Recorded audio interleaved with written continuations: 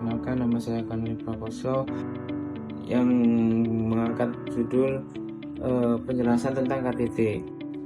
Perkenalkan, nama saya Alia Safira.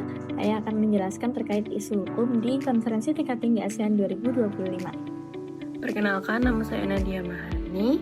Di sini saya akan membahas analisis dampak Konferensi Tingkat Tinggi ASEAN tahun 2025. Perkenalkan, nama saya Nadila. Di sini saya akan membahas mengenai pandangan terkait Konferensi Tingkat Tinggi ASEAN 2025. Negara-negara ASEAN itu berkumpul dan menghadirkan para pimpinan tertinggi mereka guna untuk membahas kerjasama politik, keamanan, ekonomi, serta sosial budaya juga.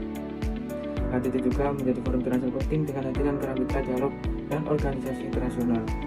Perkembangan KTT dari tahun ke tahun, yang pertama yakni KTT ASEAN pertama kali diselenggarakan di Bali pada bulan Februari 1976. Kemudian yang kedua, KTT yang kedua adalah di Kuala Lumpur bertepatan pada bulan Agustus 1977. Kemudian yang ketiga, KTT ASEAN ke-9 yang ini diselenggarakan di Bali tepatnya pada bulan Oktober 23 di Bali di Indonesia.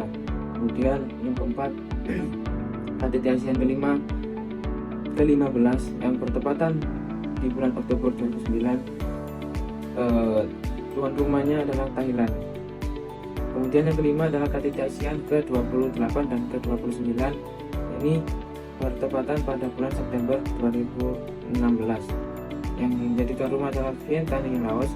Ini pentingnya penandatanganan implementasi visi Komunitas ASEAN 2025.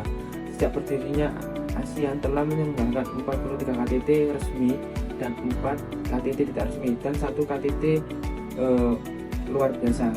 Untuk melalui KTT tersebut, ASEAN memperkuat posisinya sebagai organisasi regional yang mendorong integrasi ekonomi dan kerjasama politik di kawasan Asia Pasifik.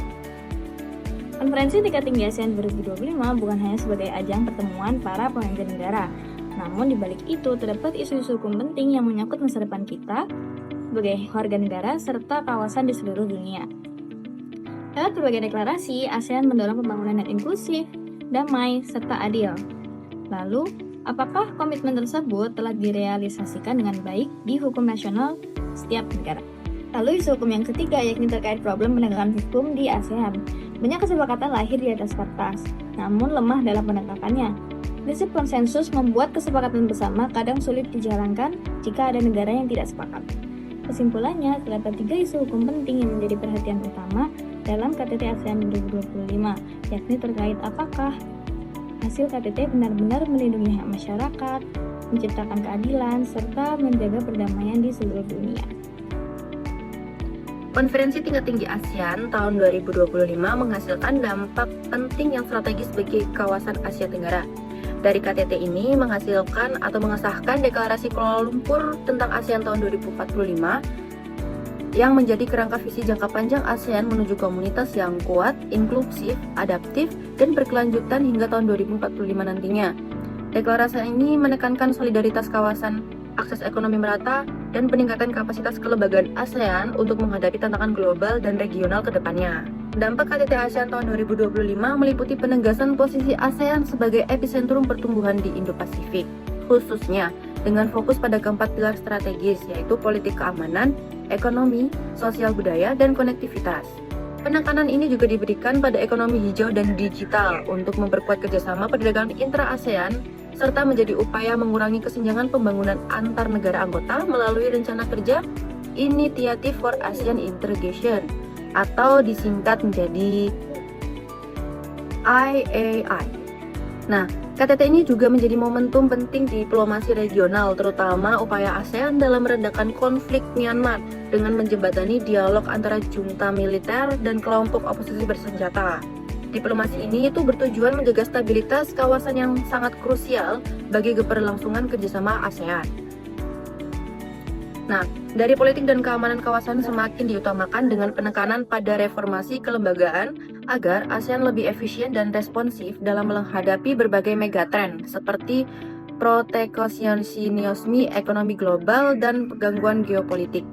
Nah, KTT ASEAN 2025 ini memperkuat posisi ASEAN untuk beradaptasi secara kolektif dan inovatif menghadapi krisis dan tantangan di masa depan. Untuk secara ekonomi, KTT mendorong ke peningkatan inklusivitas dan berkelanjutan dalam memberdayakan masyarakat serta penguatan kerjasama lintas sektor yang berdampak positif pada pembangunan nasional anggota ASEAN, termasuk di Indonesia. Nah, dengan adanya visi 2045 ini yang diharapkan hubungan ekonomi dan sosial antar negara semakin erat dan berimbas langsung pada kesejahteraan rakyat di kawasan. Selanjutnya mengenai pandangan tentang konferensi tingkat tinggi ASEAN 2025 menunjukkan bahwa negara-negara ASEAN masih berusaha menjaga kerjasama dan stabilitas kawasan. Ada beberapa pencapaian seperti diterimanya Timur Leste sebagai anggota baru dan penegasan kembali pentingnya persatuan ASEAN. Selain itu, para pemimpin juga mendorong rencana jangka panjang untuk pembangunan kawasan sampai tahun 2045. Namun, secara kritis, dinamika konferensi tingkat tinggi ASEAN 2025 masih memperlihatkan beberapa kelemahan, yaitu banyak keputusan yang dibuat bersifat deklaratif dan belum disertai langkah konkret.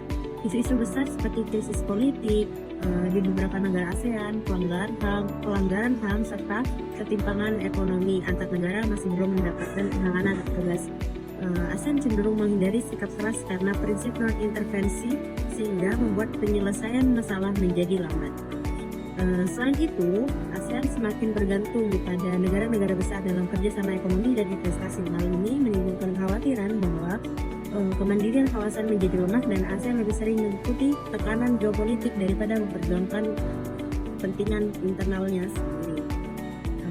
Terakhir, berbagai ancaman modern seperti kejahatan cyber, perdagangan manusia, dan keamanan energi memang dibahas, tetapi hasilnya belum terlihat signifikan dalam bentuk kebijakan bersama yang kuat. Ini membuat konferensi tingkat tinggi ASEAN 2025 dianggap masih kurang efektif dalam menjawab tantangan nyata di tingkat masyarakat.